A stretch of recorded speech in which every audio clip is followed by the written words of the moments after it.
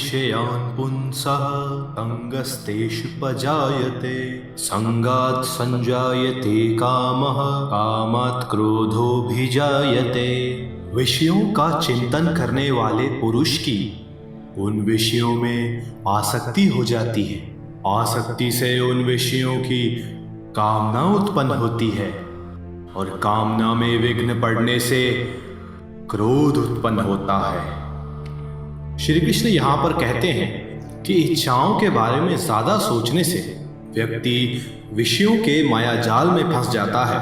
इससे उनके प्रति आकर्षण से कामना उत्पन्न होती है और यदि कामना पूरी ना हो तो इससे मनुष्य समझ खो देता है तथा इससे क्रोध उत्पन्न होता है।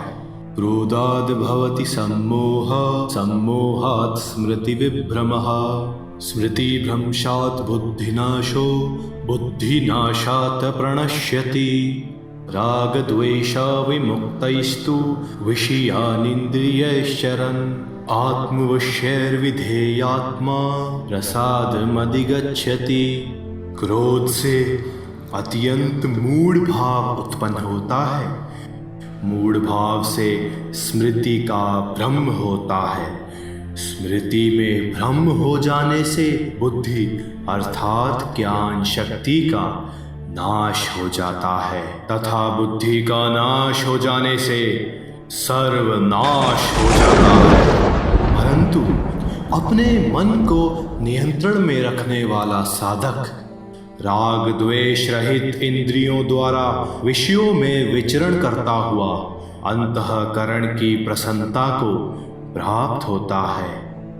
श्री कृष्ण यहाँ पर कहते हैं कि क्रोध से व्यक्ति विवेक खो देता है जिसका परिणाम भ्रष्ट बुद्धि तथा अंत में जीवांत का नाश ही होता है। लेकिन जो व्यक्ति बाहरी की बजाय आंतरिक एवं अंदरूनी तौर पर आनंद में रहता है वही प्रभु को प्राप्त करता है। प्रसादे सर्व दुःखानां हानिरस्योपजायते प्रसन्न चेतसो ह्येषु बुद्धिः पर्यवतिष्ठिते। नास्ति बुद्धिरयुक्तस्य न चायुक्तस्य भावना न चाभावयतः शान्ते अशान्तस्य कुतः सुखम्। अंतःकरण की प्रसन्नता होने पर संपूर्ण दुखों का अभाव हो जाता है और प्रसन्न चित्त वाले कर्म योगी की बुद्धि शीघ्र ही सब ओर से हटकर परमात्मा में ही भली भांति स्थिर हो जाती है और अनिश्चित मन वाले व्यक्ति को परमात्मा की कृपा नहीं मिलती जिससे वो बुद्धि एवं खुशी से वंचित रहता है। जो शांति में स्थापित नहीं है उसके लिए सुख कहाँ है।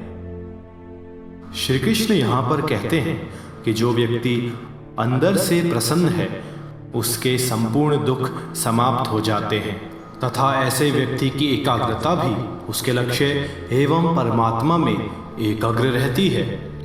परंतु जो व्यक्ति अपने इंद्रियों को नहीं जीत पाते उनमें निश्चयात्मक बुद्धि समाप्त हो जाती है यानी वो स्पष्ट एवं सटीक निर्णय नहीं ले पाते। ऐसे व्यक्ति में भावना का नाश हो जाता है जिससे मन में शांति नहीं रहती और जो अंतःकरण से शांत नहीं है वो कभी भी आनंद को नहीं पा सकता। इंद्रियाणां हि चरतां यन्मनोनुविधीयते तदस्य हरति प्रज्ञां वायुर्नावमिवाम्भसि तस्माद्यस्य महाबाहो निगृहतानि सर्वशः इंद्रियाणीन्द्रियार्थेभ्यस्तस्य प्रज्ञा प्रतिष्ठिता। क्योंकि जैसे वायु जल में चलने वाली नाव को हर लेती है वैसे ही विषयों में विचरती हुई इंद्रियों में से मन जिस इंद्रिय में लगता है वो एक ही इंद्रिय निश्चित रूप से व्यक्ति की बुद्धिमत्ता को हर लेती है।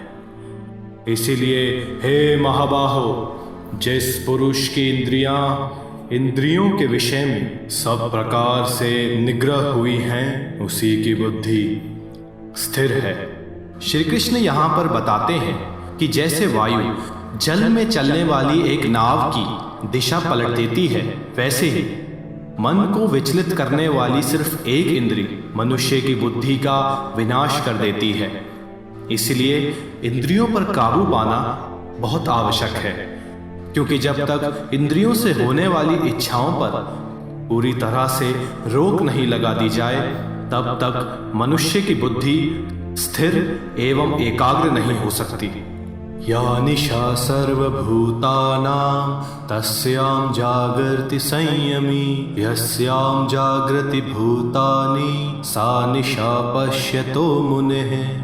अपूर्णमाणम् अचलप्रतिष्ठं समुद्रमापः प्रविशन्ति यद्वत् तद्वत् कामायं प्रविशन्ति सर्वे, स शान्तिमाप्नोति न कामकामी। जो अवस्था संपूर्ण प्राणियों के लिए रात्रि समान है, वो जागृत आत्मा के लिए आत्म ज्ञान की अवस्था है। परंतु जिस अवस्था में संपूर्ण प्राणी ये सोचते हैं कि वो जागृत हैं, परमात्मा के तत्व को जानने वाले मुनि के लिए वो अवस्था रात्रि के समान है।